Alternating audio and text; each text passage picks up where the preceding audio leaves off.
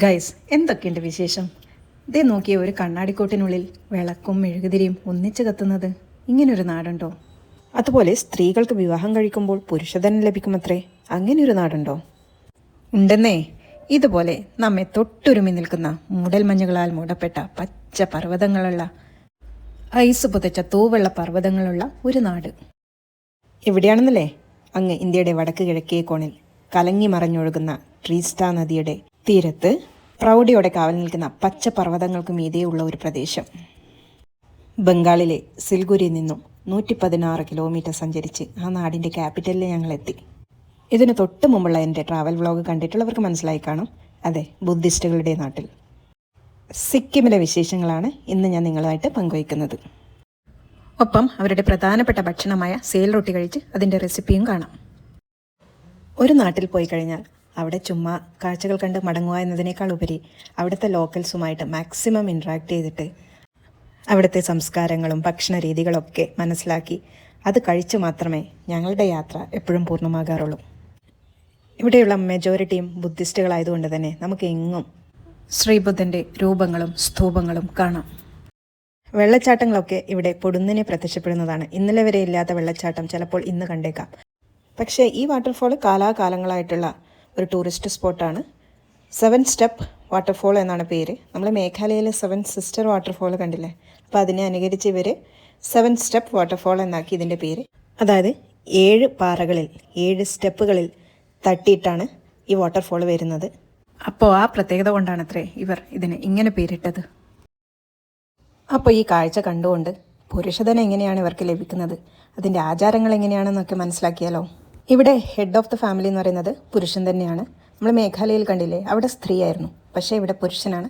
അതായത് ഇവരുടെ അമ്മാവനാണ് കുടുംബത്തിൻ്റെ നാഥൻ. ഇതേ നമ്മൾ അമിതാഭ് ബച്ചൻ വാട്ടർഫോളിൽ എത്തിയിരിക്കുന്നു. എന്തുകൊണ്ടാണ് ഇതിന് അമിതാഭ് ബച്ചൻ എന്ന് പേര് വന്നേ അറിയോ?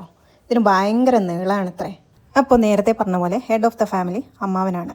അപ്പോൾ ഈ അമ്മാവൻ്റെ അടുത്തേക്കാണ് ചെറുക്കൻ കല്യാണാലോചനയുമായിട്ട് പോകേണ്ടത്. അപ്പോൾ ഈ അമ്മാവൻ ചില ഡിമാൻഡുകൾ വെക്കും. അതായത് പുരുഷധനം ചോദിക്കും. ആ പുരുഷധനം കൊടുക്കാൻ പുരുഷൻ തയ്യാറാണെങ്കിൽ മാത്രമേ ആ വിവാഹം നടക്കുള്ളൂ. അതിനിടയ്ക്ക് കാഴ്ചയെക്കുറിച്ച് പറയുകയാണെങ്കിൽ ഇതാണ് നമ്മൾ ആദ്യം കണ്ട കാഴ്ച. ഒരു കണ്ണാടിക്കൂട്ടിനുള്ളിൽ മെഴുകുതിരിയും വിളക്കും അങ്ങ് നിന്ന് കത്തുകയാണ്. ഇത് വളരെ ചരിത്രപ്രധാനമായിട്ടുള്ള ഒരു സ്ഥലമാണ് കേട്ടോ. സിക്കിമിലെ കാബി ലങ്ചോക്ക് എന്നാണ് ഇതിൻ്റെ പേര്. ഐക്യത്തിൻ്റെയും സൗഹൃദത്തിൻ്റെയും ഒരു പ്രതീകമായിട്ട് ഈ സ്ഥലം അറിയപ്പെടുന്നു. അതായത് 13-ാം നൂറ്റാണ്ടിൽ 2 റിലീജിയനിൽ വിശ്വസിക്കുന്ന രാജാക്കന്മാർ തമ്മിൽ ഒരു ഉടമ്പടി ഉണ്ടാക്കി. അതായത് ലെപ്ച കമ്മ്യൂണിറ്റിയും ബൂട്ടിയ കമ്മ്യൂണിറ്റിയും ഇനി മുതൽ രക്തബന്ധമുള്ളവരായിരിക്കും എന്ന് പറഞ്ഞുകൊണ്ട് ഒരു രക്തസൗഹൃദ ഉടമ്പടിയാണ് അവർ ഒപ്പുവെച്ചത്. അങ്ങനെ വിവിധ ജനവിഭാഗങ്ങൾ തമ്മിലുള്ള സമാധാനത്തിൻ്റെയും സഹവർത്തിത്വത്തിൻ്റെയും ഒക്കെ അടിത്തറയായി മാറി ഈ ഉടമ്പടി.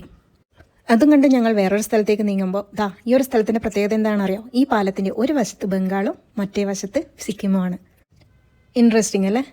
ഇനി നമ്മൾ നേരത്തെ പറഞ്ഞ പുരുഷധനത്തിൻ്റെ കാര്യം പറയുകയാണെങ്കിൽ ഈ പുരുഷധനം ലഭിച്ചു കഴിഞ്ഞാൽ സ്ത്രീ തീരുമാനിക്കും ആ ധനം എന്ത് ചെയ്യണമെന്ന്. അവൾക്ക് എടുക്കണോ അല്ല അവൾക്ക് മറ്റാർക്കെങ്കിലും കൊടുക്കണോ എന്നൊക്കെയുള്ളത് അവളുടെ തീരുമാനമാണ്.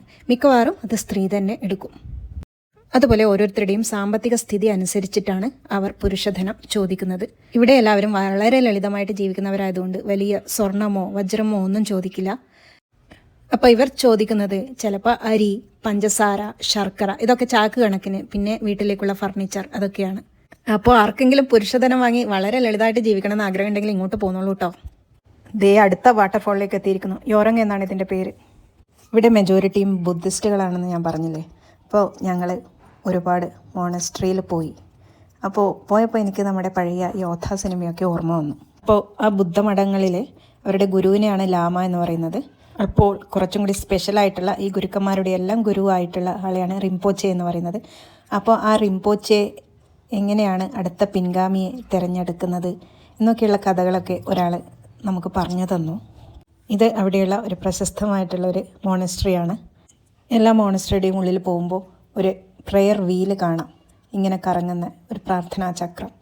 അപ്പോൾ ബുദ്ധവിശ്വാസപ്രകാരം ഈ ചക്രത്തിനുള്ളിൽ വിശുദ്ധ മന്ത്രങ്ങൾ എഴുതിയിട്ടുണ്ടാവും. അത് ഭക്തിപൂർവ്വം വലതുഭാഗത്തേക്ക് തിരിക്കുമ്പോൾ ആ മന്ത്രങ്ങൾ ജപിക്കുന്നതിന് തുല്യമായിട്ടുള്ള പുണ്യം ലഭിക്കും എന്നാണ് വിശ്വാസം.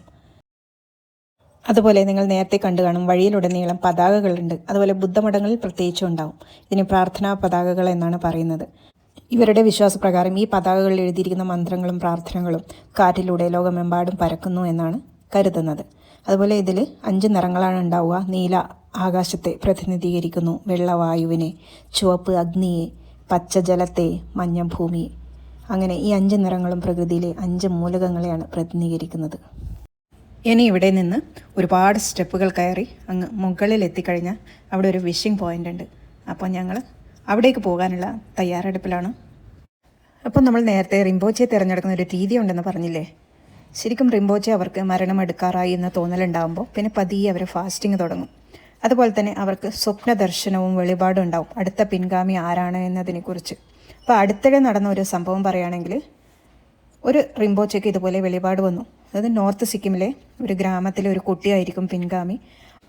അതിനു മുമ്പ് ഇതൊരു റിംപോച്ചയുടെ ഗുഹയാണ് കേട്ടോ. ഇവിടെയാണ് റിംപോച്ചെ താമസിക്കുന്നത്. അപ്പോൾ നോർത്ത് സിക്കിമിലെ ഈ കുട്ടിയെ കണ്ടുപിടിക്കാൻ വേണ്ടി അവിടുത്തെ മോങ്സ് അന്വേഷിച്ച് ഇറങ്ങും. ആ കുട്ടിയുടെ പേര് ടിയിൽ സ്റ്റാർട്ട് ചെയ്യുന്നതായിരിക്കും. ആ കുട്ടിയുടെ അച്ഛൻ്റെ പേരും അതുപോലെ ടിയിൽ സ്റ്റാർട്ട് ചെയ്യുന്നതായിരിക്കും. അങ്ങനെ കുറച്ച് വിവരങ്ങളൊക്കെ അവർക്ക് സ്വപ്നത്തിലൂടെ ലഭിച്ചിരുന്നു. അങ്ങനെ ആ വിവരങ്ങൾ വെച്ച് അന്വേഷിച്ചാണ് അവർ അടുത്ത പിൻഗാമിയെ കണ്ടുപിടിച്ചത്. അങ്ങനെ നമ്മൾ വിഷിംഗ് പോയിന്റിൽ എത്തിയിരിക്കുന്നു. ഇവിടെ നോക്കി എന്തെങ്കിലും ആഗ്രഹം പറഞ്ഞാൽ നടക്കും എന്നൊക്കെയാണ് വിശ്വാസം അവരുടെ. അവിടുന്ന് കേബിൾ കാറിൽ വേൾഡിലെ 3rd ഹയസ്റ്റ് മൗണ്ടനായ കാഞ്ചൻജംഗയുടെ താഴ്വരകളിലൂടെ അടുത്ത മോണസ്ട്രിയിലേക്ക് പോവുകയാണ്. ഇവിടുന്ന് കാഞ്ചൻജംഗയുടെ വ്യൂ അത്ര വ്യക്തമല്ല, കാരണം മൂടൽമഞ്ഞുകളാൽ മൂടപ്പെട്ടിട്ടുണ്ട്. കാഞ്ചൻജംഗയെ ശരിക്കും കാണാൻ വേണ്ടിയിട്ട് ആൾക്കാർ രാവിലെ പുലർച്ചയ്ക്ക് 3 മണിക്ക് എഴുന്നേറ്റിട്ട് വന്നിട്ട് അതിൻ്റെ ഭംഗി മുഴുവനായിട്ട് മൂടൽമഞ്ഞൊന്നുമില്ലാതെ കാണുമായിരുന്നു. അപ്പം ഞങ്ങളുടെ ഹോട്ടലിൻ്റെ മുന്നിൽ തന്നെ ആ വ്യൂ പോയിൻ്റ് ഉണ്ടായിരുന്നതുകൊണ്ട് ഞങ്ങൾക്ക് രാവിലെ എഴുന്നേറ്റിട്ട് ബാൽക്കണിയിൽ നിന്നും കാണാനുള്ള ഒരു ഭാഗ്യമുണ്ടായി. ഇതായി പർവ്വതങ്ങളുടെയൊക്കെ മീതെ അതിൻ്റെ ചെറിയ ഭാഗം കാണാം. ഞങ്ങളുടെ ഹോട്ടലിൽ നിന്ന് പുലർച്ചെ 3 മണിക്കുള്ള ഒരു വ്യൂ ആണിത്. ഈ കാഞ്ചൻജംഗ മലനിരകളാണ് സിക്കിമിനെയും നേപ്പാളിനെയും വേർതിരിക്കുന്നത്. ഈ മലയുടെ അപ്പുറം നേപ്പാളാണ്. അതുപോലെ തന്നെ ബംഗാളിലെ ഡാർജിലിംഗിൽ നിന്ന് നോക്കിക്കഴിഞ്ഞാൽ കാഞ്ചൻജംഗയെ കണ്ടാൽ ഒരു സ്ലീപ്പിംഗ് ബുദ്ധ പോലെ തോന്നിക്കുമെന്നാണ് പറയുന്നത്.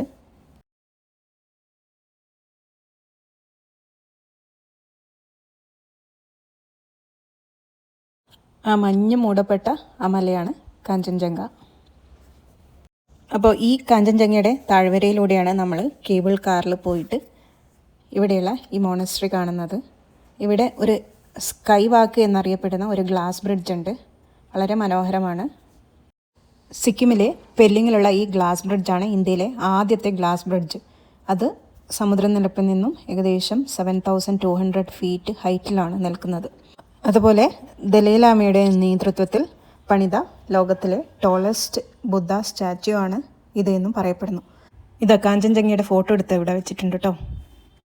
അപ്പോൾ നമ്മൾ കാഞ്ചൻജംഗയുടെ താഴ്വരയിലൂടെ സിക്കിമിൽ നിന്നും മടങ്ങാനുള്ള തയ്യാറെടുപ്പിലാണ്. സിക്കിമിൽ നിന്നും മടങ്ങുമ്പോൾ 2 ഭക്ഷണം കഴിക്കാൻ മറക്കരുത്. 1 മോമോസ്, അത് കഴിഞ്ഞ വീഡിയോയിൽ കാണിച്ചായിരുന്നു. രണ്ടാമത്തതാണ് ഈ സെയിൽ റൊട്ടി. ഈ സെയിൽ റൊട്ടി ഉണ്ടാക്കാൻ ആദ്യം മാവ് തയ്യാറാക്കണം. അതിന് കുറച്ച് അരിപ്പൊടി എടുത്ത് അതിൽ കുറച്ച് റവ ഇട്ട് 1 സ്പൂണ് നെയ്യും കുറച്ച് ഷുഗറും ഇട്ടിട്ട് ഇതുപോലെ മാവ് ഉണ്ടാക്കുക.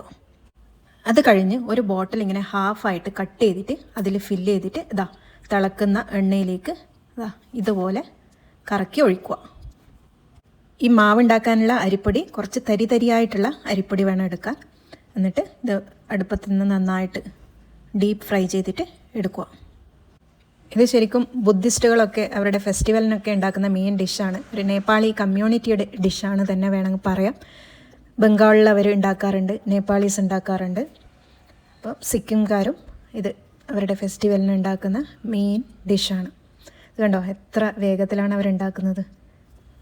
ഇത് എന്നിട്ട് അവർ ചിക്കൻ കറിയുടെ കൂടെയോ അല്ലെങ്കിൽ ആലു മസാല, പൊട്ടറ്റോ മസാലയുടെ കൂടെയാണ് കഴിക്കാറ്.